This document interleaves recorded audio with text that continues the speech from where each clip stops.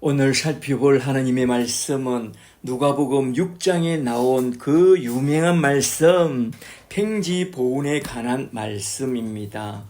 오늘 또 누가복음 6장 말씀을 가지고 그 뜻을 풀어나갈 때에 주께서 지혜와 계시의 영을 부어주사 하나님 뜻과 복음 진리를 밝히 깨닫게 되는 귀한 시간이 되기를 간절히 축복합니다.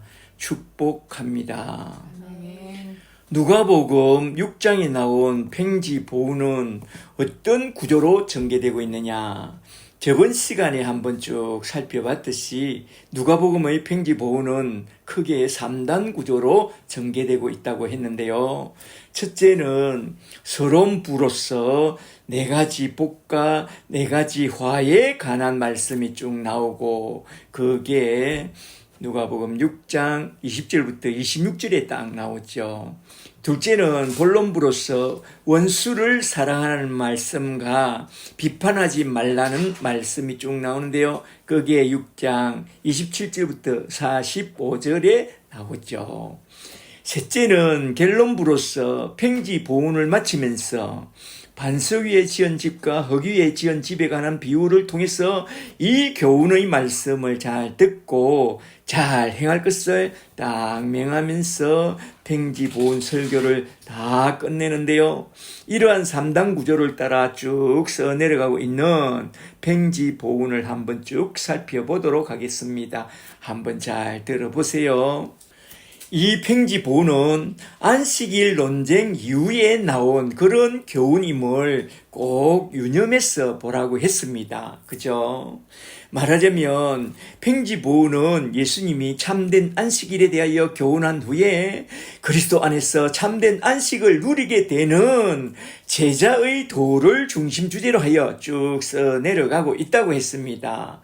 잠시 저번 시간에 살펴본 참된 안식일의 개념에 대해서 한번 좀 짚어보고 넘어가는 것이 참 좋겠는데요. 안식일이란 뭐냐? 우리가 주님을 섬긴다고 정신없이 봉사하는 그런 날도 아니고 그냥 집에서 빈둥거리며 노는 날도 아닙니다. 우리 주님 집에 나와서 주님 품 안에서 하나님의 은혜를 풍성히 받고 참된 평안과 안식을 누리는 그런 날이 곧 안식주일날이라고 했습니다. 그렇다면 안식주일날은 어떻게 지내야 하느냐? 그걸 잘 알아두어야 한다고 했는데요. 안식주일날은 어떻게 지내는 것이 좋으냐? 첫째로 먼저 하나님 집에 나와서 진설병이 예표하는 생명의 떡, 말씀의 떡, 복음의 떡을 잘 받아먹고 우리 영혼이 새 힘을 얻는 날로 삼고, 둘째로 예수의 이름으로 왕같은 제사장이 되었다면 그리스도를 알고 그리스도를 알게 함으로써 복음 안에서 선을 행하며 생명을 살리는 날로 삼아야 한다고 했습니다. 그러면서 또 주님은 자신이 안식일의 주인이라고 딱 선포하면서 그리스도의 몸된 교회에 붙어있는 모든 지체들도 예수 안에서 안식일의 주인으로 살아야지 율법에 매여 안식일의 종으로 살면 안 된다고 했습니다. 그런 후에 제자들 중에 12명을 불러내서 12사도로 딱 세운 후에 산에서 내려오면서 산중턱 팽지에 서서 제자들을 향하여 제자의 도로서 팽지보운을 설교했는데요. 예수님이 가르쳐준 제자의 도는 제자들에게 뭔가 일을 시켜 먹으려고 가르쳐준 그런 것이 아니라 주님 안에서 참된 평안과 안식을 온전히 누리도록 해주려고 교훈한 그런 말씀입니다. 말하자면 이 세상엔 근심된 일이 많고 참 쉬는 날 없지만 예수 그리스도 안에서 참된 평화와 안식을 온전히 누리라고 하신 말씀이다 이겁니다. 오늘도 팽지보운을 잘 듣고 말씀 안에서 참된 평화와 안식을 온전히 누리는 그런 시간이 되기를 주의 이름으로 간절히 축복합니다. 아멘. 이제 첫 번째 대지로 넘어가서 누가복음 6장 20절부터 26절에 나온 팽지 보훈의 서론에 관한 말씀, 네 가지 복과 네 가지 화에 대하여 한번 쭉 살펴보도록 하겠습니다. 누가복음의 팽지 보훈과 마태복음의 산상수훈을 비교해 보면 서론 내용이 참 많이 닮아 있는데요. 산상수훈의 서론에는 8복이 나오고 팽지보훈의 서론에도 8가지가 나오는데 여기는 4복과 4가지 화가 나옵니다. 그래서 누가복음의 팽지보훈과 마태복음의 산상수훈을 좀 비교해서 한번 좀 살펴보도록 하겠습니다. 먼저 누가복음 6장 20절부터 나온 4가지 복부터 살펴보도록 하겠는데요. 6장 20절부터 잘 보세요. 20절에 예수께서 눈을 들어 제자들을 보시고 이르시되, 여기서 잘 보시면 주님이 제자들을 보시고 제자도에 대하여 팽지 보훈을 선포하고 있다 이 말이죠. 첫째로 너희 가난한 자는 복이 있나니 하느님의 나라 천국이 너희 것이며, 둘째로 지금 줄인 자는 복이 있나니 너희가 배부름을 얻을 것이며, 셋째로 지금 우는 자는 복이 있나니 너희가 웃을 것이며, 넷째로 인자로 말미암아 사람들이 너희를 미워하며 멀리하며 욕하며 너희 이름을 악하다고 하며 너희를 버릴 때는 너희에게 복이 있도다. 그날에 기뻐하고 뛰놀라. 하늘에서 너희 상이 큼이라. 그들의 조상들이 선지자들에게 이같이 하였느니라. 아멘.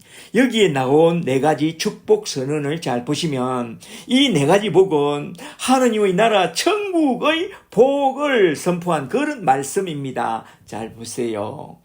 첫 번째 복은 가난한 자가 복이 있다고 말합니다. 마태복음에선 심령이 가난한 자가 복이 있다고 했죠. 가난하고 또 심령이 가난한 것이 복이 됩니까? 세상 사람들은 그걸 불행이라고 말합니다. 그러나 주님은 심령이 가난한 자가 복이 있다고 말씀하고 있습니다. 사탄은 그건 불행이라고 말하면서 그와 반대로 부요한 자가 복이 있다고 말합니다. 이렇게 사탄은 언제나 거꾸로 반대로 말합니다. 속지 마세요. 두 번째로 줄인 자가 복이 있다고 말씀합니다. 산상수훈에선 의에 줄이고 목마른 자는 복이 있다고 말하고 있죠.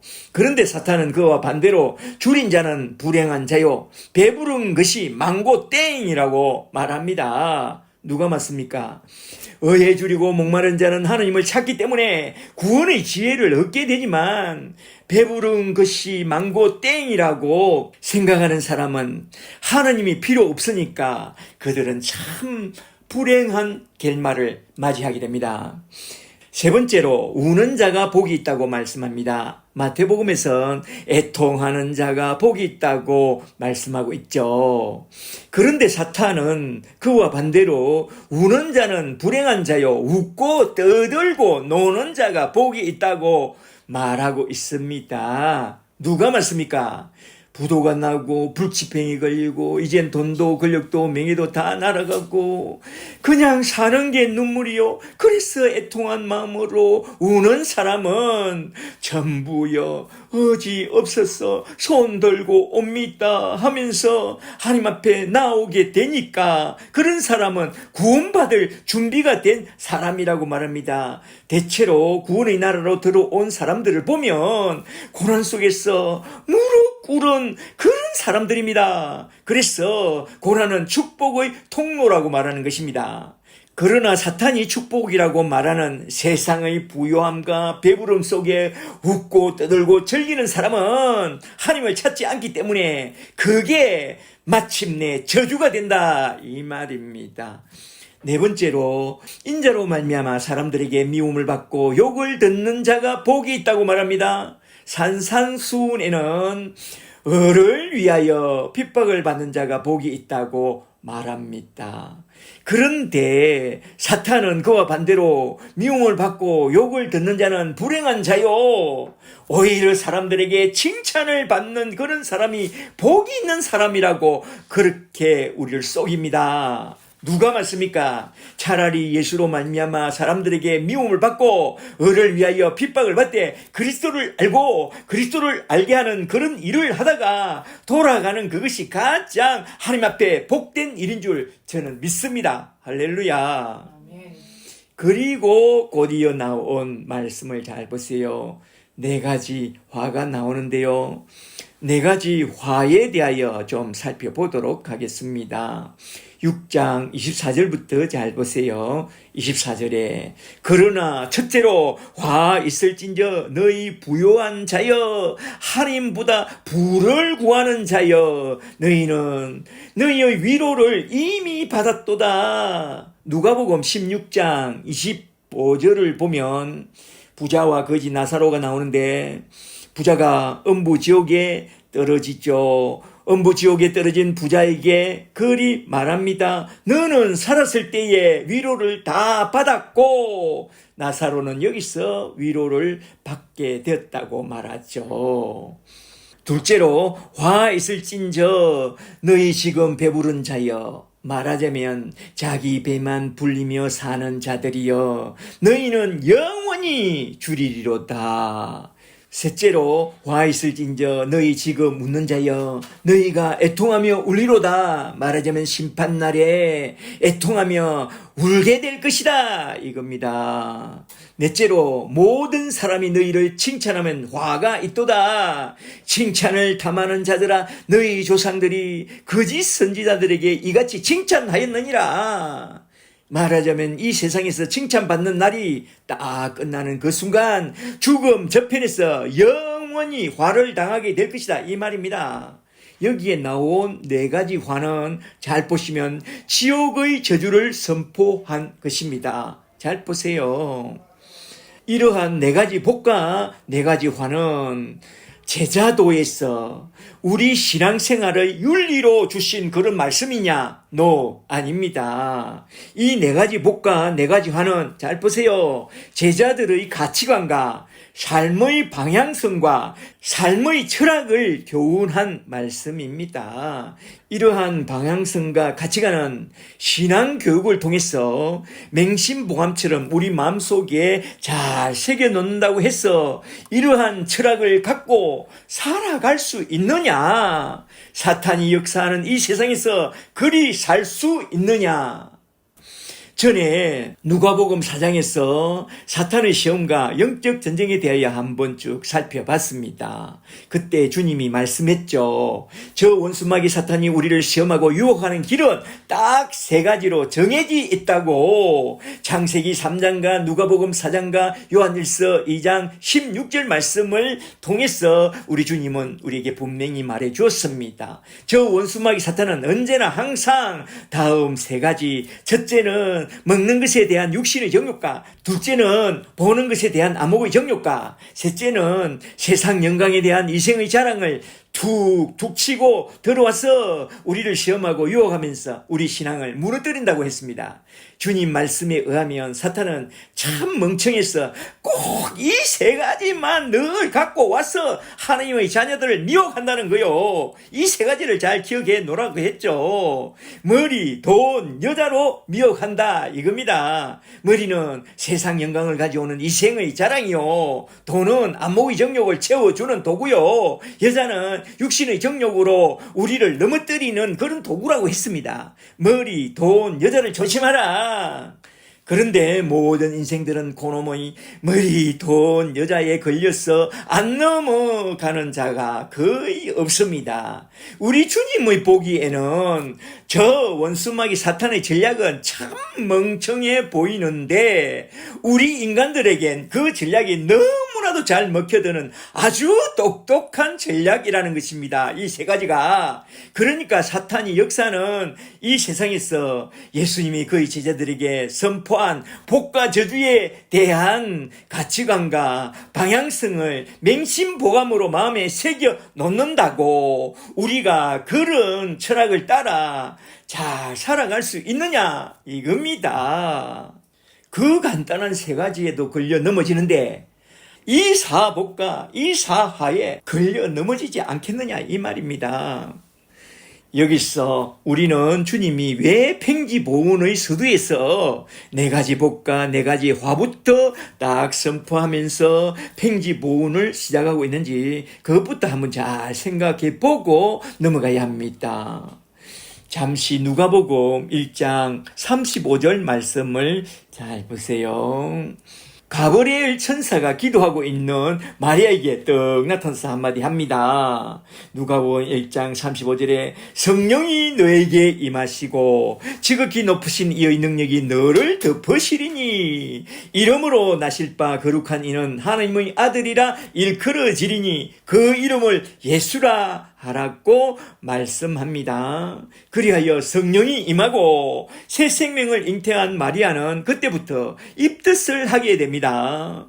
입덧은 두 차원이 있는데 하나는 태아에 좋지 않는 음식을 보게 되면 구역질을 하게 됩니다. 그건 먹지 말라는 신호이죠. 다른 하나는 태아에게 좋은 것은 다 찾아 먹게 됩니다. 그래서 한겨울에 딸기가 먹고 싶다, 수박이 먹고 싶다 그러잖아요. 이것이 일종의 입덧이라고 말하는데요. 이처럼 새 생명을 잉태하면 두 종류의 입덧을 하게 됩니다. 우리가 성령을 모시게 되면 그때부터 예수의 새 생명이 우리 속에 쑥 들어와서 우리도 입덧을 하게 된다는 거요. 말하자면 우리 속에 들어오신 성령님이 기뻐하지 않는 네 가지 화를 듣게 되면 마구 구역질을 하면서 멀리하게 되고, 성령님이 기뻐하시는 네 가지 복을 들으면 그게 너무 좋아서 그냥 그 복된 길을 다 취하게 된다는 것입니다. 예수님은 팽지보은의 서론에서 바로 이걸 말씀한 것입니다. 입덧. 그러므로 십자가의 복음과 함께 성령을 딱 받게 되면 그때부터 성령님께 이끌려 주님이 심어주신 바른 가치관과 바른 방향성과 바른 철학을 따라 그냥 절로 복된 길로 걸어가게 된다는 것입니다. 말하자면 마귀가 좋아하는 길을 따라 첫째로 세상의 부요를 구하는 그런 제약된 일과 둘째로 세상의 배부름을 구하는 악한 생각과 셋째로 세상의 즐거움을 구하는 악한 삶과 넷째로 칭찬을 탐하는 그런 제약된 일에 대하여서는 그냥 구역질을 하면서 멀리하게 되고, 우리 주님이 기뻐하시는 길을 따라서 첫째로 좀 가난해도 좋고, 둘째로 좀 많이 줄여도 좋고, 우리 주님이 기뻐한다면 셋째로 좀 눈물 흘려도 좋고, 넷째로 인저로 말미암아 거절당하고 을을 위하여 핍박을 받아도 그 길이 좋아서 그냥 그 길을 따라 달려가게 된다는 것입니다. 할렐루야. 그러므로 먼저 예수 십자가의 복음과 함께 성령까지 딱 받아야 합니다. 우리 모두 다 제사함을 가져오는 예수 십자가의 복음과 함께 성령까지 다 받게 되시기를 주의 이름으로 간절히 축복합니다. 그리하여 성령을 받게 되면 누가복음 6장에서 제자의 도로서 선포한 팽지보은에 나온 네 가지 저주의 길을 딱 물리치고 우리 주님이 기뻐하시는 네 가지 복된 길을 딱 선택하여 쭉 나아가게 된다는 것입니다. 그리하여 첫째로 먼저 가난한 것이 복된 것인 줄 알고 심령이 가난한 자로 살게 되고, 둘째로 줄인 것이 오히려 복된 줄을 알고 의에 줄이고 목마른 것을 복으로 여기게 되고, 셋째로 우는 것이 더 복된 줄을 알고 울며 애통하는 것을 복으로 여기게 되고, 넷째로 인자로 말미암아 배척받는 것이 복된 것임을 알고 을을 위하여 핍박받는 것을 축복으로 여기면서 이 땅뿐만 아니라 저 하늘나라에 들어가는 그 큰 상급을 얻으려고 먼저 그의 나라와 그의 의를 구하면서 쭉 달려가게 된다는 것입니다. 수동태로 말입니다. 할렐루야. 저와 여러분은 정말로 십자가의 복음과 함께 성령을 딱 받고 예수님의 제자가 되어 주님이 원하시고 기뻐하시는 뜻을 따라 하늘에 속한 사람으로 살아가는 그런 복된 제자들이 다 되시기를 주 예수 그리스도의 이름으로 간절히 축복합니다. 축복합니다. 아멘. 이제 두 번째 대지로 넘어갔어. 누가복음 6장 27절부터 45절에 길게 나온 말씀. 이웃을 사랑하되 원수까지도 사랑하라고 하신 말씀과 비판하지 말라고 하신 말씀을 한번 쭉 살펴보고자 합니다. 둘째 대지에서 첫째로 이웃을 사랑하되 원수까지 사랑하라는 이 주제와 둘째로 비판하지 말라고 하는 이 주제, 두 가지 주제가 쭉 나오는데요. 자세히 미루어 차례대로 한번 쭉 살펴보도록 하겠습니다. 첫째로 먼저 내 이웃을 사랑하되 원수까지 사랑하라고 한 것부터 살펴보도록 하겠습니다. 내 이웃을 사랑하되 원수까지 사랑하라고 한 이 말씀은 먼저 제자의 도의 핵심인 자기를 부인하고 십자가를 지고 나를 따르라고 하신 그 내용을 담아내면서 또한 십자가의 복음을 강력하게 담아내고 있는 그런 말씀인데요. 여기서도 여전히 네 단어를 가지고 쭉 설명해 나갑니다. 먼저 누가복음 6장 27절 말씀부터 잘 보세요. 여기에 나온 네 가지 단어를 잘 주목해 보세요. 27절에 그러나 너희 듣는 자들에게 내가 이르노니 첫째로 너희 원수를 사랑하며 둘째로 너희를 미워하는 자를 선대하며 셋째로 너희를 저주하는 자를 위하여 축복하며 넷째로 너희를 모욕하는 자를 위하여 기도하라. 아멘. 그리고 이어서 나온 29절 말씀도 잘 보세요. 여기서도 네 가지 단어를 쭉 나열하고 있는데요. 29절에 첫째로 너희 입밤을 치는 자에게 젖밤을 돌려대며, 마태복음에서는 왼밤 오른밤이 나오죠. 둘째로 너희 겉옷을 빼앗는 자에게 속옷도 거절하지 말라. 셋째로 너에게 구하는 자에게 주며 넷째로 내 것을 가져가는 자에게 다시 달라고 하지 말며 31절에 남에게 대접을 받고자 하는 대로 너희도 남을 대접하라. 아멘. 이 말씀은 마하트마 간디가 만들어낸 그 유명한 무저항 비폭력이 나오게 된 그런 말씀인데요. 이 말씀은 제자도에서 정말로 중요해요. 이걸 모두 다 실천하라고 주신 말씀이냐, 아니면 행간에 담겨 있는 의미를 잘 읽어내라고 하신 말씀이냐. 이건 도대체 무슨 의도로 말씀하셨을까요?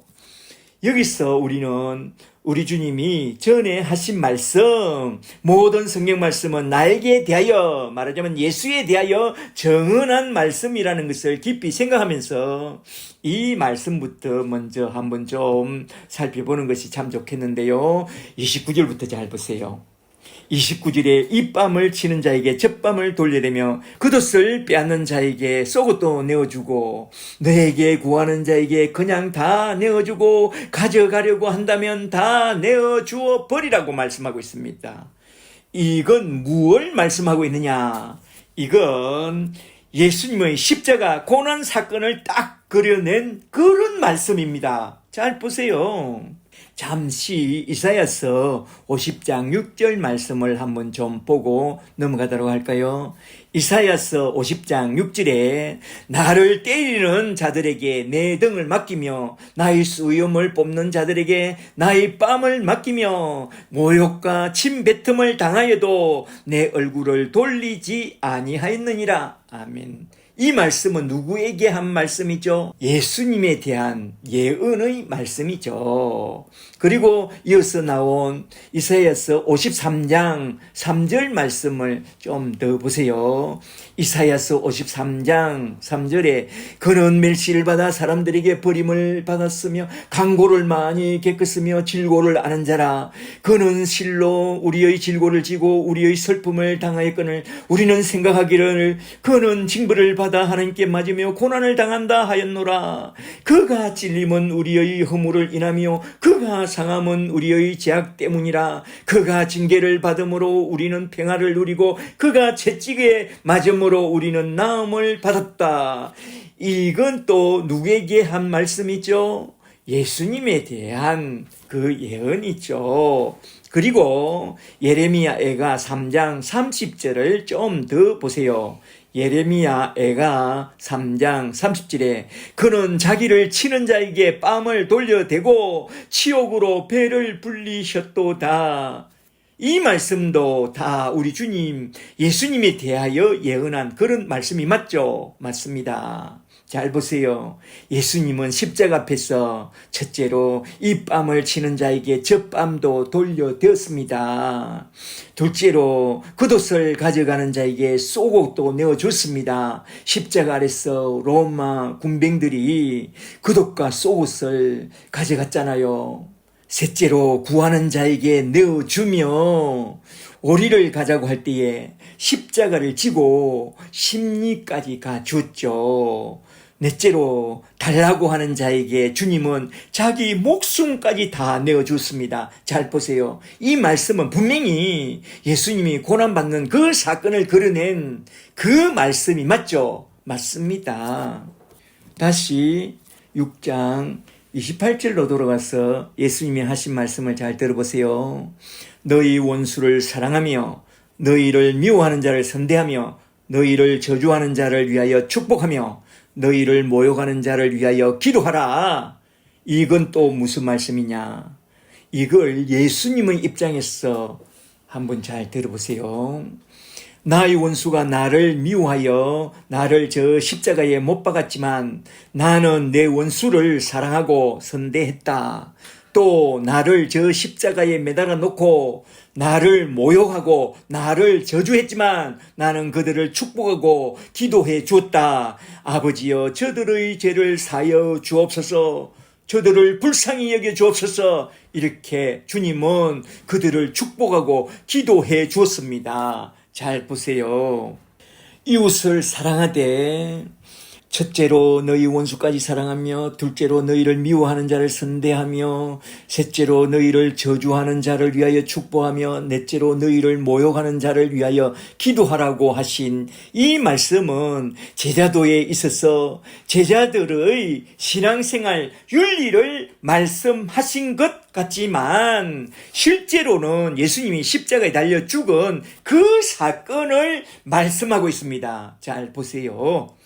저 원수마귀 사탄의 종들이 예수를 미워하고 저주하고 모욕하면서 예수님을 십자가에 매달아 죽였습니다. 그런데 말입니다. 예수님이 저 십자가에 달려 죽으면서 택한 자들의 그 모든 죄를 친히 다 담당하시고 그들의 모든 죄를 다 사해 주시려고 십자가에 달려 죽었다는 그것을 잘 생각해 보라고 이 말씀을 하셨다는 것입니다.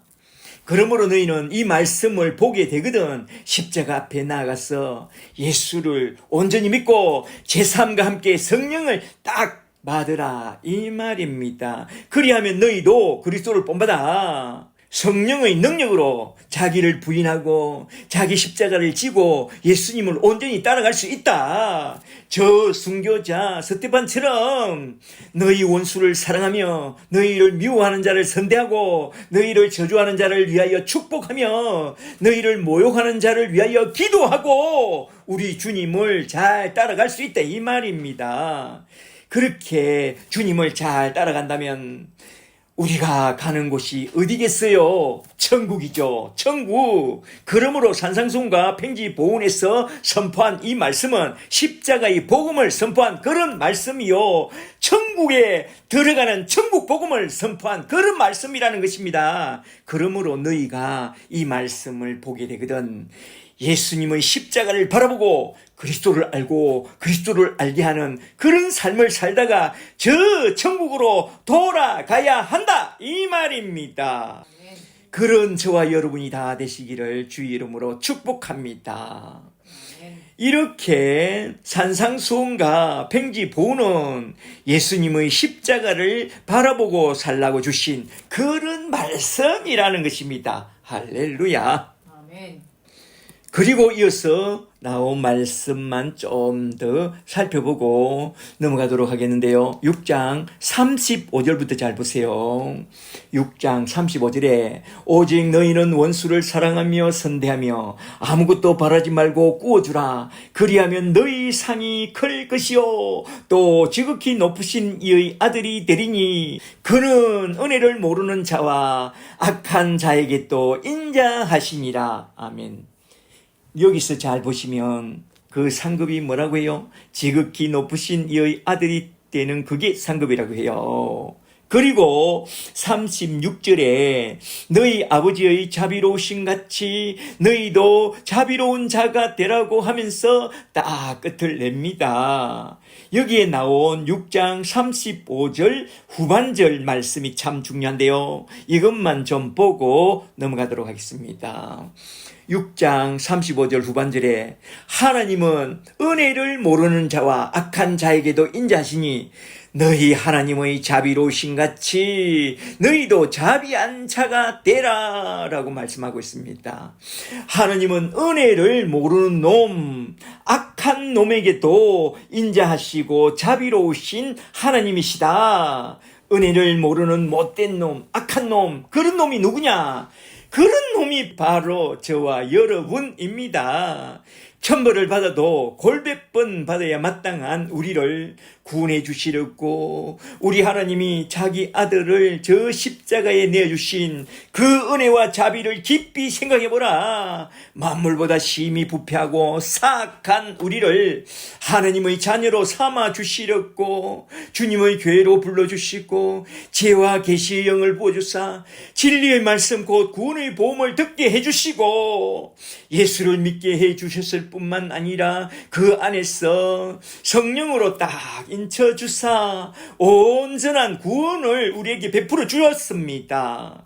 하나님의 은혜를 모르고 살던 정말로 무지하고 몽매한 우리에게 이런 큰 구원의 은혜를 내려주신 우리 하나님의 은혜와 사랑과 자비를 받게 되었거든. 그 구원의 은혜와 사랑과 자비를 나누어주는 그런 제자가 되라. 말하자면 십자가의 사랑을 잘 알고 십자가의 사랑을 잘 알게 하는 그런 복된 예수의 제자가 되라 이 말입니다. 할렐루야.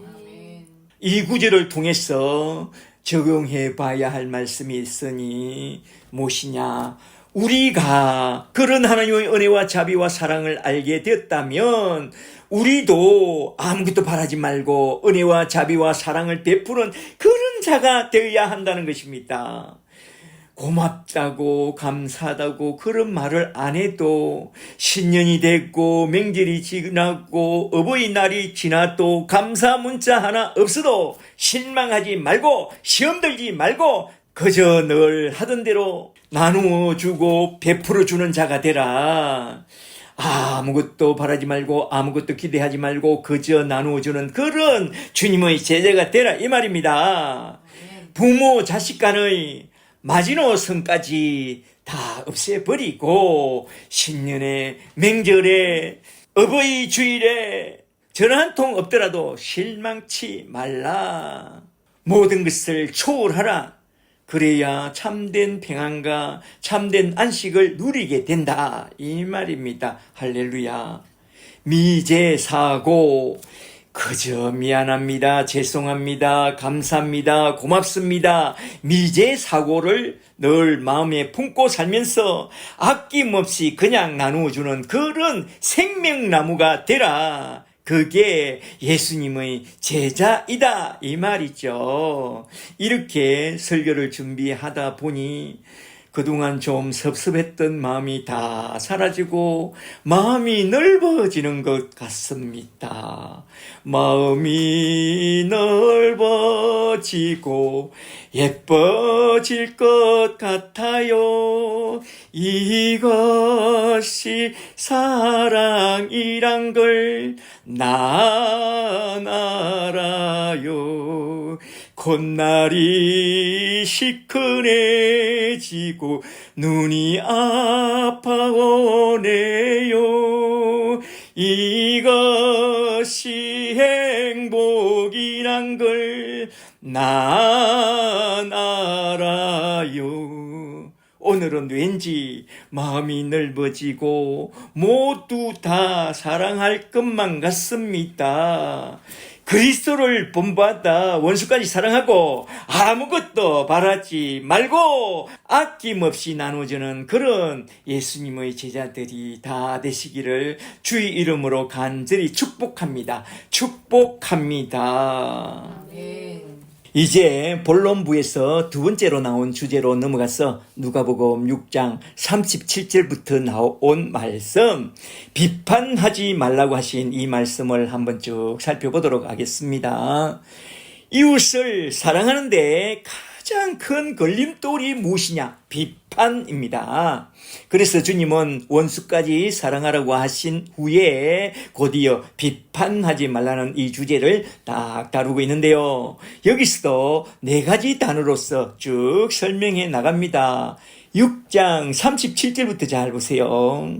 37절에 첫째로 비판하지 말라 그리하면 너희가 비판을 받지 않을 것이요. 둘째로 정죄하지 말라 그리하면 너희가 정죄를 받지 않을 것이요. 셋째로 용서하라 그리하면 너희가 용서를 받을 것이요. 넷째로 주라 그리하면 너희에게 줄 것이니 곧 후이되어 누르고 흔들어 넘치도록 너희에게 안겨주리라. 너희의 헤아리는 그 헤아림으로 너희도 헤아림을 받을 것이니라. 아멘.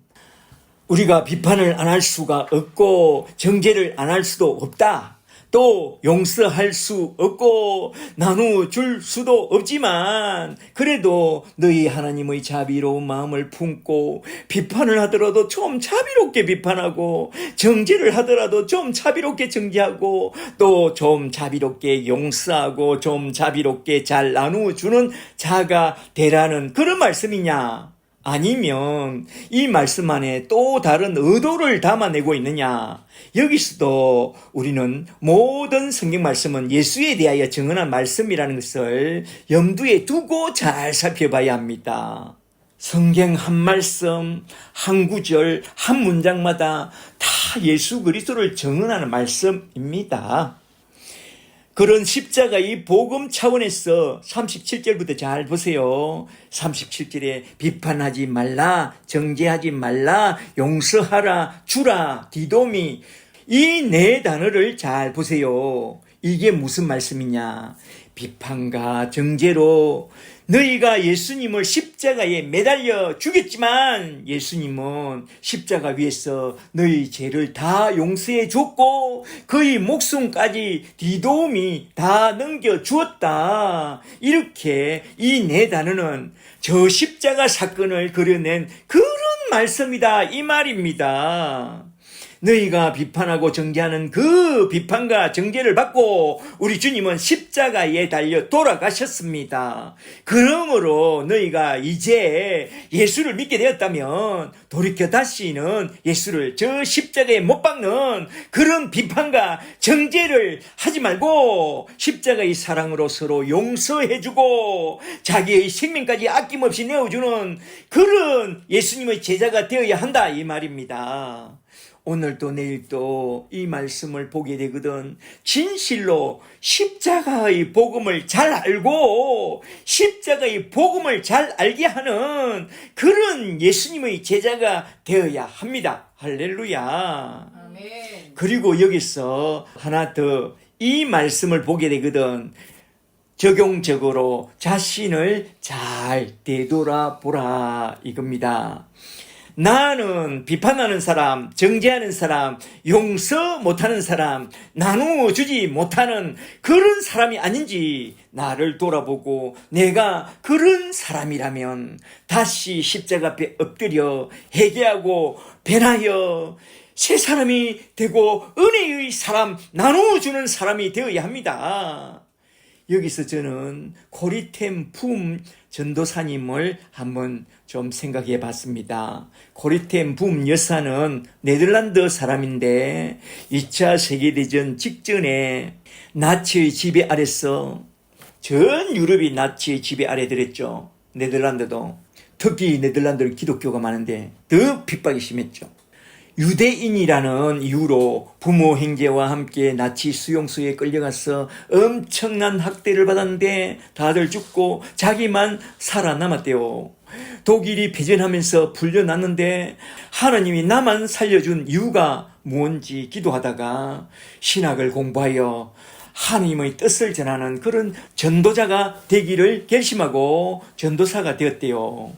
그러던 어느 날 기도하다가 하느님의 음성을 듣대요. 너는 십자가의 은총으로 큰 용서를 받던 자이니까 저 독일로 들어가서 용서를 전하는 그런 전도자가 되라. 그래서 독일로 넘어가서 전도자가 되어 하루는 큰 홀에서 복음을 전하는데 강단 바로 앞에 나치 수용소에서 자신을 그렇게 괴롭혔던 그 간부가 득 앉아 있더라는 거요. 그러니 마음이 참 어려운 가운데 겨우 간증 설교를 잘 마치고 입구에서 인사와 악수를 나눌 때에 그 사람이 다가오는데 보니 분명히 그 간수가 맞습니다. 그러니 여사의 심장이 얼마나 떨렸는지 굉장히 떨렸대요. 그 사람이 다가와서 인사를 하는데 그냥 고개를 돌리고 싶을 정도로 소름이 끼쳤대요. 물론 용서의 설교를 지금 했지만 용서가 안 되더라는 거요. 바로 그때 그 사람이 나를 알아보지 못하고 인사하면서 말합니다. 제가 참 죄인입니다. 제가 참 많은 악한 짓을 했습니다. 나 같은 악한 죄인도 하나님이 용서해 주신다는 여사님의 설교를 듣고 나 같은 죄인도 십자가의 은총을 통해서 용서를 받을 수 있을 것 같다는 그런 마음이 들었어. 이런 설교를 해주신 여사님께 너무너무 감사했습니다. 여사님 정말로 감사합니다 하면서 눈물을 보이는데 바로 그때 그녀의 마음에 감전이 일어났대요. 아니 내 설교에서 용서를 받다니 그래서 나에게 감사하다니 주여 내가 참 악한 죄인입니다. 그때 그 사람이 악수를 청하자 나도 모르게 손이 쓱 올라가가지고 악수하고 그를 보내는데 그렇게 눈물이 나더라는 거요. 바로 그때 코리템 붐 여사의 마음에 치유가 일어나고 용서와 사랑이 일어나는 것을 보게 되었다고 그의 책에서 이 일화를 쭉 써놓았는데요. 코리템 붐 여사는 말합니다. 입술로는 주님을 사랑한다고 전하고 용서를 전했지만 내 원수 앞에 섰을 때 나는 도무지 그를 사랑할 수도 없었고 용서할 수도 없는 그런 악한 나의 죄를 보고 주님의 십자가를 다시 붙잡게 되었습니다. 우리 주님의 십자가를 의지했을 때 주님은 나를 다시 십자가의 은총으로 덮어주시고 내 영혼을 치유해 주사 원수까지 사랑하고 용서하게 해주는 그런 경험을 제가 하게 되었다고 그렇게 간증하고 있습니다. 저와 여러분도 이 말씀 앞에 서서 원수에 대한 비판과 정죄가 일어나고 용서할 수 없는 그런 마음과 자비를 베풀 수 없는 그런 마음이 일어나거든. 속히 십자가 앞에 엎드려 십자가의 은총으로 나의 제약된 마음을 치유받고 내 마음에 참된 평화와 안식을 얻게 되기를 축복합니다. 세상을 살다 보면 악한 일과 악한 사건들을 많이 만나게 될 줄을 잘 아시고 우리 주님은 그의 제자들과 우리에게 이 교훈으로서 늘 회개하고 십자가 앞에서 늘 영적으로 회복하는 그런 건강한 삶을 살라고 주신 그런 말씀이라는 것을 잘 기억해 두세요. 잘 아시겠죠? 할렐루야. 주님은 이렇게 비판하지 말라고 하면서 다음과 같은 4가지 비유로서 비판하지 말아야 될 중요성을 딱 교훈하고 있는데요. 잘 들어보세요. 첫째는 6장 39절에서 소경이 소경을 인도하는 것으로서 비판 문제를 풍자적으로 비유합니다. 39절에 또 비유로 말씀하시되 맹인이 맹인을 인도할 수 있느냐? 둘이 다 구덩이에 빠지지 아니하겠느냐? 함부로 비판하고 정죄하는 자기 자신을 보게 되거든. 나도 참 소경을 인도하는 그런 악한 바리새인이 되었다는 것을 딱 깨닫고 속히 회개하고 예수 십자가의 은총으로 다시 고침을 받고 이제는 비판의 사람이 아니라 칭찬의 사람이 되고 자비의 사람이 되어 우리 하나님 아버지의 자비로우심을 본받아 자비를 베풀고 그도 천국까지 이끌어주는 그런 사람이 되라 이 말입니다. 할렐루야. 둘째로 6장 40절에서 제자란 그 선생처럼 온전한 수준이 되어야 할 것을 비유로 딱 말씀하고 있습니다. 40절에 제자가 그 선생보다 높지 못하나 무릇 온전하게 된 자는 그 선생과 같으니라. 십자가도 질 수 있느니라. 원수도 용서할 수 있느니라. 비판하고 정죄하는 자신을 보게 되거든. 나는 아직도 멀었나 보다 하고 다시 예수 십자가의 복음을 단단히 붙잡고 그리스도의 장성한 분량이 충만한 데까지 자라가도록 하라 이 말입니다. 셋째로 6장 40절에서 눈의 티와 들보의 비유를 통해서 비판에 대하여 교훈하고 있습니다. 41절에 어찌하여 형제의 눈 속에 있는 티는 보고 내 눈 속에 있는 들보는 깨닫지 못하느냐. 너는 내 눈 속에 있는 들보를 보지 못하면서 어찌하여 형제에게 말하기를 형제여 너희 눈 속에 있는 티를 빼라 할 수 있느냐. 외식하는 자여 먼저 너희 눈 속에 있는 그 들보부터 빼라. 그런 후에 너가 밝히 보고 형제의 눈 속에 있는 티를 빼어주리라.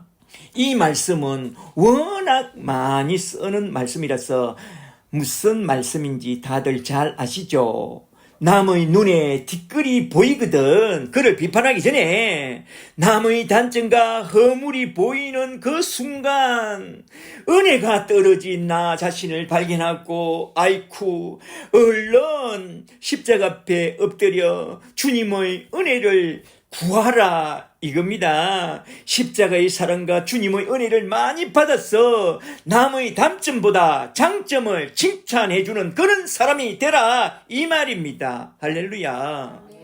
넷째로 6장 43절에서 좋은 나무와 나쁜 나무에 대한 비유로서 비판 문제를 딱 교훈하고 있는데요. 6장 43절에 못된 열매를 맺는 좋은 나무가 없고 또 좋은 열매를 맺는 못된 나무가 없느니라. 나무는 각각 그 열매로 하나니 가시나무에서 무화과를 또는 진리에서 포도를 따지 못하느니라. 아멘. 이게 무슨 말씀이냐? 비판하고 정죄하고 용서가 없고 헤아려 주지 못하는 그런 못된 나무는 절대로 좋은 열매를 맺을 수 없다.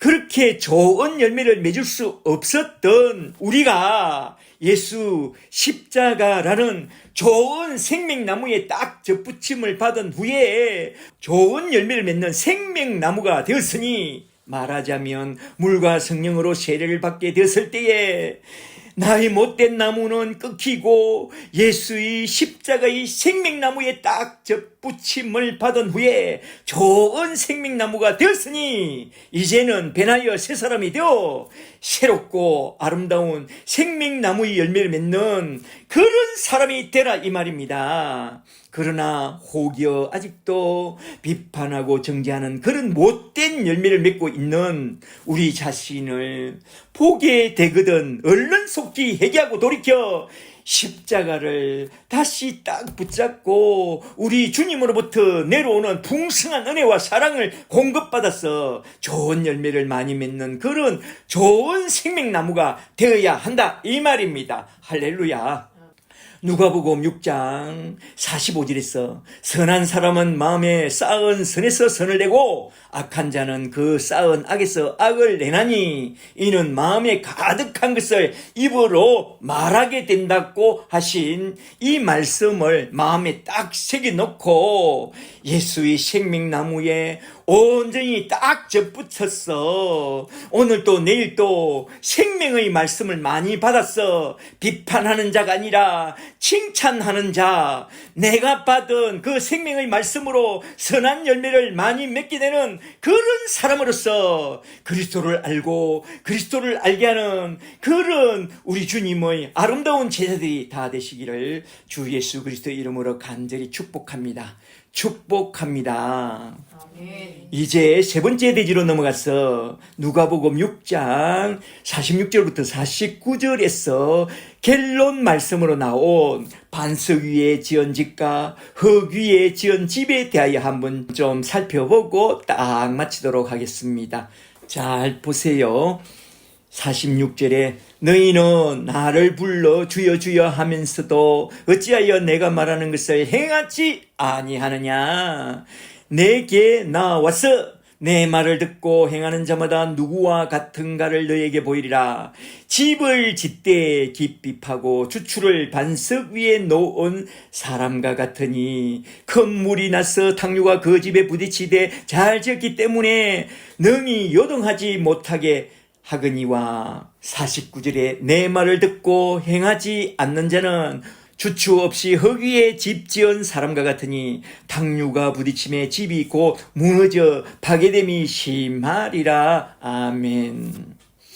여기서 중요한 말씀은 16절 말씀인데요. 너희는 나를 불러 주여 주여 하면서도 어찌하여 내가 말하는 것을 행치 아니하느냐. 내게 나왔거든. 내가 말하는 것을 듣고 행하는 그런 복된 자가 되라 이 말입니다. 말하자면 너희는 내 말을 듣고 예수를 따르겠느냐 아니면 사탄의 말을 듣고 마귀를 따르겠느냐. 너희는 무엇을 따라가겠느냐 그걸 묻고 있는 것입니다. 47절을 잘 보세요. 반석이라는 단어를 잘 보세요. 믿음의 반석이 되신 예수님의 복음 말씀 위에 자신의 신앙의 집을 짓고 살아갈 것이냐 아니면 사탄이 속이는 허접한 세상 풍조 위에 자신의 신념의 집을 짓고 세상을 따라 떠돌 것이냐. 말하자면 신앙과 믿음으로 살아갈 것이냐 아니면 자신의 신념과 진념으로 살아갈 것이냐. 누가복음 6장에선 팽지 보훈을 마치면서 주님은 우리의 선택과 결단을 이렇게 요구하고 있습니다. 너희는 나를 불러 주여 주여 하면서도 어찌하여 내가 말하는 것을 행치 않느냐. 내 말을 듣고 참된 진리를 따라 살겠느냐 아니면 세상을 따라 떠내려 가겠느냐. 스스로 결단하라. 오늘날 세상은 진리대로 사는 진정한 그리스도인들이 나타나기를 정말로 고대하고 고대합니다. 모든 피조물의 고대하는 바는 진정한 하나님의 아들들이 나타나는 것이라고 했습니다. 로마서 8장 19절에서 우리는 천국 백성이요 세상의 빛과 소금이기 때문에 복음의 빛과 복음의 소금이기 때문에 세상이 흘러가는 대로 살면 안 됩니다. 진리의 말씀을 붙잡고 세상을 거슬러 살면서 이 땅 위에 복음으로 세상의 빛과 소금으로 하나님의 나라를 재건해야 하는 그런 부르심의 사명을 받은 사람들이기 때문에 우리는 세상을 거슬러 살기로 결단해야 합니다. 그렇다면 우리가 뭔가를 결단하고 그 길로 나아갈 수 있는 그런 힘과 능력이 있느냐? 없다. 없습니다. 우리 안에는 스스로 선한 길을 선택하거나 선한 길로 나아갈 그런 힘과 능력이 없습니다. 그렇다면 어떻게 하란 말이냐? 과연 우리는 어떻게 해야 하느냐? 그러니까 잘 들어라. 주님이 가르쳐 주신 산상순과 팽지보는 우리 신앙의 표준이요, 이 시대의 등불입니다. 이러한 산상순과 팽지보를 따라 살아낼 수 있는 사람은 누구냐? 그건 오직 하나, 예수님밖에 없다.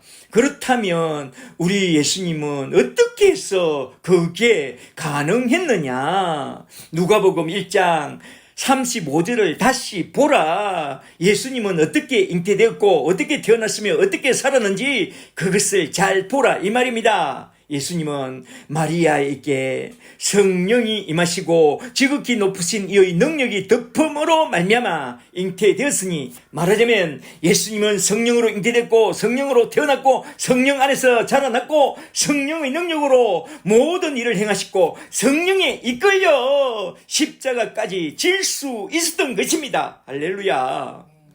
그러므로 너희도 예수님처럼 성령으로 잉태되고 성령으로 거듭 태어나고 성령 안에서 자라고 성령의 능력으로 모든 일을 행하고 성령에 이끌려 살게 된다면 우리 주님이 팽지보울에서 하신 말씀대로 제자의 도를 따라 살 수가 있고 십자가의 길을 걸어갈 수 있다, 이 말입니다. 그렇게 되려면 먼저 예수 십자가의 복음부터 잘 듣고 십자가 아래서 제사함과 함께 성령부터 딱 받아야 합니다. 그러므로 저와 함께 여러분도 십자가 아래서 제사함과 함께 성령부터 딱 받고 오늘도 내일도 성령님께 온전히 이끌려 살아가는 그런 예수님의 복된 제자들이 다 되시기를 주의 이름으로 간절히 축복합니다. 축복합니다. 오늘은 이렇게 누가복음 6장에 나온 팽지보온을 크게 세 대지로 나누어서 서론과 본론과 결론 말씀을 한번 쭉 살펴봤는데요. 이 팽지보온을 나의 복음과 나의 맹심보감으로 내 마음에 잘 새겨서 내 신앙의 집을 그리스도의 반석 위에 든든히 잘 짓고 성령에 이끌려 살아가는 그런 예수의 사람들이 다 되시기를 주 예수 그리스도의 이름으로 간절히 축복합니다. 축복합니다. 아멘. 할렐루야.